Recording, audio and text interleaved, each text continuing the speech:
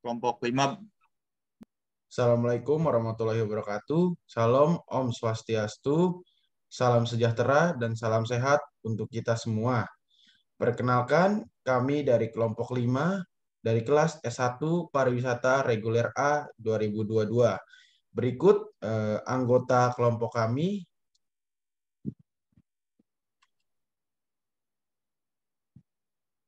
Pada kesempatan kali ini, kami akan mempresentasikan hasil dari buku How to Influence People karangan John C. Maxwell, dan kita mendapat di bagian bab 4 yaitu yang berjudul Orang yang Berpengaruh Mendengarkan Orang Lain. Diambil dari kutipan Edgar Watson Howe, tidak ada orang yang mau mendengarkan Anda berbicara jika Anda tidak tahu giliran berikutnya. Mengapa seperti itu? Karena ini secara akurat menggambarkan bagaimana terlalu banyak orang mendekati komunikasi mereka, terlalu sibuk menunggu giliran untuk benar-benar mendengarkan orang lain. Tetapi orang-orang yang berpengaruh memahami nilai yang luar biasa untuk menjadi seseorang pendengar yang baik. Tapi orang-orang yang berpengaruh memahami nilai yang luar biasa untuk menjadi seorang pendengar yang baik. Misalnya, contoh ketika Lyndon B. Johnson, seorang senator junior dari Texas, yang memasang tanda dinding kantor yang bertulisan, "Kamu tidak belajar apa-apa saat kamu melakukan semua pembicaraan." Eh, ada sedikit kutipan lagi, yaitu kemampuan untuk mendengarkan dengan terampil adalah salah satu kunci untuk mendapatkan pengaruh dengan orang lain. Selanjutnya ada beberapa manfaat dalam mendengarkan yang akan dijelaskan oleh teman saya. Silakan. Ya, terima kasih. Beberapa manfaat dalam mendengarkan. Sebelumnya itu mendengarkan adalah salah satu soft skill yang membantu orang untuk mengembangkan keterampilan komunikasi untuk lebih baik. Maka dari itu, kelompok kami akan membagikan beberapa manfaat dalam mendengarkan. Yang pertama ada mendengarkan menunjukkan rasa saling menghormati. Dalam PowerPoint tersebut tercantum tidak memperhatikan orang lain saat berbicara bisa mengirim pesan bahwa kita tidak menghargai orang tersebut.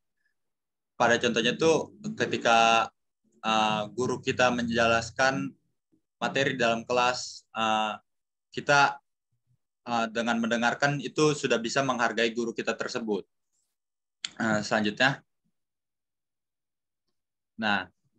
Selanjutnya ada mendengarkan bukan meniru, mungkin merupakan bentuk sanjungan yang paling tulus. Kutipan ini dari Dr. Joyce Brothers.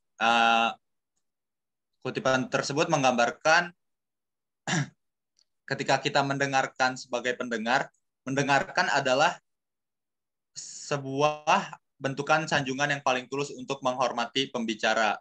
Jadi ketika kita berkomunikasi, sebetulnya itu yang diharapkan itu sebuah feedback atau balasan dalam berkomunikasi. Namun ketika kita bisa menghargai komunikasi tersebut dengan cara mendengarkan, itu sudah termasuk dalam bentuk sanjungan yang paling tulus. Selanjutnya, next. Kesalahan yang sering dilakukan orang dalam komunikasi adalah berusaha sangat keras untuk mengesankan orang lain. Tapi jika Anda ingin berhubungan baik dengan orang lain, Anda harus bersedia fokus pada apa yang mereka tawarkan. Terkesan dan tertarik, bukan mengesankan dan menarik. Nah, inti dari poin tersebut ini, kesalahan yang sering dilakukan orang dalam berkomunikasi itu berusaha sangat keras untuk mengesankan orang lain atau sangat memaksakan pendengar untuk memahami topik tersebut. Nah, namun ketika kita ingin berkomunikasi dengan secara efektif dan baik, kita harus mempelajari komunikasi dan mendengarkan komunikasi itu dengan baik dan menerima pesan itu dengan baik juga. Selanjutnya.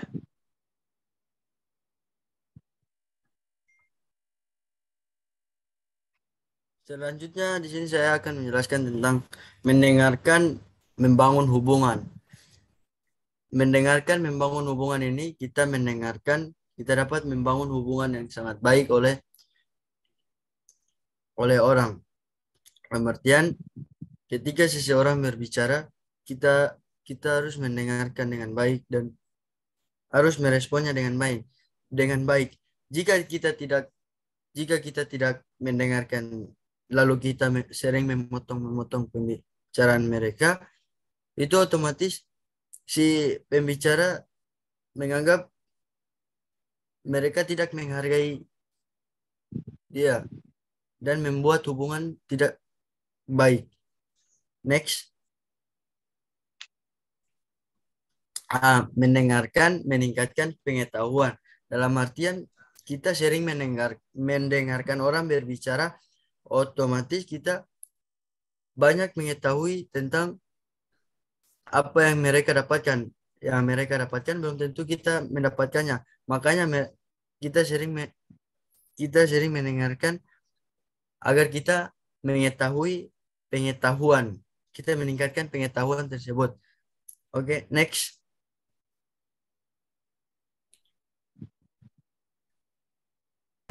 Ya, di sini saya akan menjelaskan mendengarkan untuk menghasilkan ide. Ketika kita secara konsisten mendengarkan orang lain, kita akan terlepas dari kekurangan ide. Orang suka berkontribusi dalam sebuah tim, terutama dengan pemimpin yang suka memuji pada timnya. Dengan memberikan kesempatan kepada orang lain untuk membagikan pemikiran mereka, akan membuka peluang bagi ide baru. Bahkan ide-ide yang tidak berhasil akan memicu sebuah kreativitas karena kita tidak pernah tahu banyak ide seharga jutaan dolar di sana jika kita tidak pernah mendengarkan. Selanjutnya, mendengarkan membangun loyalitas. Saat kita tidak berlatih mendengarkan entah kepada partner kerja, istri, ataupun sahabat, akan membuat mereka mencari orang lain yang ingin mendengarkan. Hal ini tentunya memiliki konsekuensi putus di dalam pasangan, kurangnya berpengaruh di tempat kerja, dan sebagainya. Selanjutnya, di sisi lain, memperhatikan keterampilan mendengarkan yang baik akan menarik orang lain, dan jika Anda secara konsisten mendengarkan orang lain, menghargai mereka, dan apa yang mereka tawarkan, mereka cenderung mengembangkan loyalitas yang kuat. Bahkan, otoritas tersebut bersifat informal. Selanjutnya, mendengarkan adalah cara bagus untuk membantu orang lain dan diri sendiri. Sepintas mendengarkan orang lain tampaknya hanya bermanfaat bagi mereka. Tapi ketika kita menjadi pendengar yang baik, kita menempatkan diri pada posisi untuk membantu diri kita sendiri juga. Kita memiliki kemampuan untuk mengembangkan hubungan yang kuat, mengumpulkan informasi berharga, dan meningkatkan pemahaman kita tentang diri sendiri dan orang lain. Selanjutnya, teks dibaca oleh Sakti. Baik, terima kasih Fadil. Selanjutnya ada hambatan umum dalam komunikasi. Next. Berikut beberapa hambatan dalam komunikasi. Yang pertama adalah bicara berlebihan. Itu dikarenakan komunikasi yang lebih efektif adalah mengedepankan dalam segi pendengaran dibanding persuasi. Dan terlalu banyak bicara akan menurunkan nilai dalam komunikasi tersebut. Yang kedua adalah kurangnya fokus, juga bisa dibilang hambatan. Maka dari itu, dengan memberi aura positif atau perhatian secara positif kepada lawan bicara kita, sudah bisa menjadi pendengar yang baik. Yang ketiga adalah stereotip. Merupakan suatu penghalang besar untuk mendengarkan karena bergantung pada apa yang kita harapkan dibanding apa yang dilakukan atau yang sebenarnya terjadi. Baik, next, Devin. Selanjutnya ada mengalami kelelahan mental. Itu merupakan penghambat. Kondisi lelah dapat menghambat dalam mendengarkan dikarenakan mengganggu indera pendengaran. Maka dari itu kita harus menggali banyak energi dan tetap berkonsentrasi. Selanjutnya membawa bagasi atau emosional pribadi. Dikatakan demikian dikarenakan setiap orang memiliki filter emosional yang dapat menghalangi mereka untuk mendengar. Yang terakhir adalah sibuk dengan dirinya sendiri. Ini merupakan hambatan atau penghalang yang paling fatal. Itu karena dengan asik sendiri otomatis tidak dapat mendengar lawan bicara. Baik, terima kasih.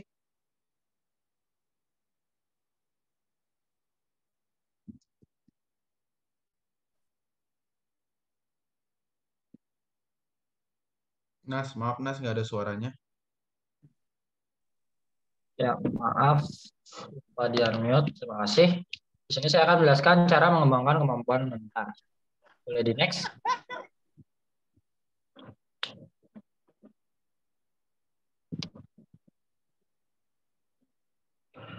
Di sini saya mengutip dari kutipan Bryan Adams, seorang penulis buku Sales Cybernetics.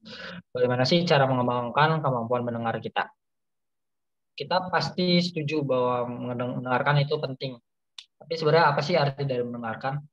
Ada nggak sih perbedaan antara mendengarkan dan mendengar?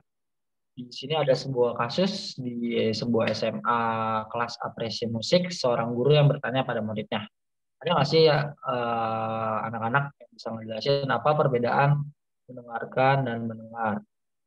Awalnya tidak ada yang ngejawab, terus akhirnya ada yang menjelaskan kalau adalah ingin mendengar.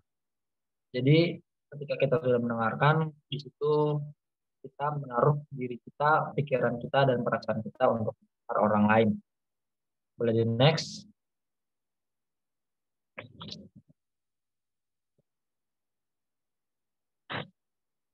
Nah, di sini ada 9 saran untuk membantu kita nih menjadi pendengar yang lebih baik. Poin pertama di sini jelaskan, lihat pembicara. Ketika kita mendengarkan, usahakan kita melakukan eye contact dengan pembicara. Dengan kita berbicara, kita memastikan bahwa kita itu ada dan pembicara itu ada. Yang kedua, jangan mengganggu. Kadang tuh dalam berkomunikasi saat kita mendengarkan orang lain, kita menganggap hanya cukup dengan memasang telinga saja. Tapi banyak distraksi kecil yang kita buat, kayak misalkan melakukan hal lain atau mungkin menggunakan benda-benda di sekitar. Nah, itu tuh bakal ngurangin nilai dari mendengarkan kita. Mendengarkan itu jangan sampai kita mendengarkan sambil mendistract orang lain. Yang ketiga ada fokus pada pengertian. Nah, dalam mendengarkan itu kita juga harus tahu makna dari yang disampaikan pembicara. Di sini Eric Allenberg ngasih beberapa saran. Gimana sih cara kita tuh biar bisa fokus pada pengertian dari orang yang sedang berbicara. Misalnya, dengarkan dengan pikiran dan perasaan. Terus dengarkan dengan berusaha tuh untuk memahami dari apa yang kita sampaikan. Terus kita harus mendengarkan untuk memahami pesan dan makna-makna yang disampaikan.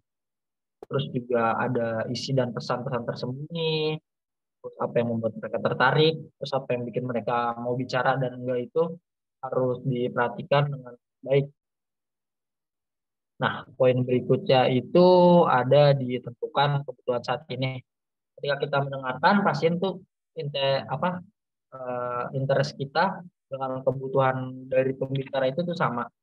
Jangan sampai kita mendengarkan tapi kita ngerasa nggak butuh apa yang diucapkan oleh pembicara. Berikutnya adalah periksa emosi Anda saat kita mendengarkan orang lain. Di situ kita harus menjalin sebuah ikatan emosi. Kita harus memperhatikan juga emosi dari pembicara, entah dari gestur, ekspresi, ataupun bahasa non-verbal lainnya.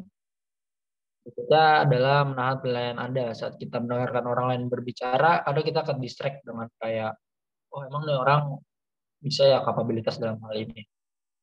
Di situ kita harus mengesampingkan nilai-nilai kayak gitu. Lebih baik kita tunggu dulu dia bicara sampai selesai, baru kita bisa judge dia. Jangan sampai dia ngomong belum selesai, udah kita judge terlebih dahulu. Terus ajukan pertanyaan untuk kejelasan. Kita bisa lihat dari beberapa reporter terkenal atau presenter terkenal tuh, mereka bikin pertanyaan-pertanyaan tuh yang bikin pembicaraan tuh jadi lebih menarik. Dan pembicaraan itu bukan sekedar kumpulan kata-kata aja. Mereka tuh bisa menghadirkan sebuah pertanyaan-pertanyaan yang bikin pembicaraan itu jauh lebih menarik. Dan sampai kita bikin pertanyaan-pertanyaan itu pertanyaan kosong yang ya itu nggak ada gunanya sama sekali. Kemudian nilai suatu interval. Dalam berbicara tuh kita juga perlu interval.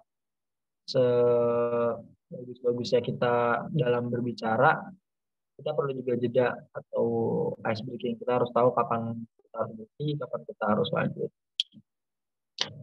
Terus yang terakhir ada di sini sarannya itu selalu memprioritaskan dalam belajar berkomunikasi. Ya mungkin berbicara itu cukup penting. Jadi bagaimanapun di sini saat kita belajar berkomunikasi, kita harus belajar mendengarkan orang lain. saat kita mendengarkan orang lain tuh kita pastikan tuh kalau orang lain itu menotis kita, kalau oh kita lagi mendengarin dia nih, oh orang ini lagi mendengarin kita. Jadi jangan ketika kita memprioritaskan itu bakal bikin komunikasi itu berjalan efektif dan aktif tentunya. Sekian dari saya, terima kasih. Oke, baik. Terima kasih teman-teman semuanya. Sekian dari kelompok 5 dan sekian presentasi yang bisa kami berikan.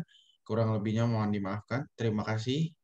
Assalamualaikum warahmatullahi wabarakatuh.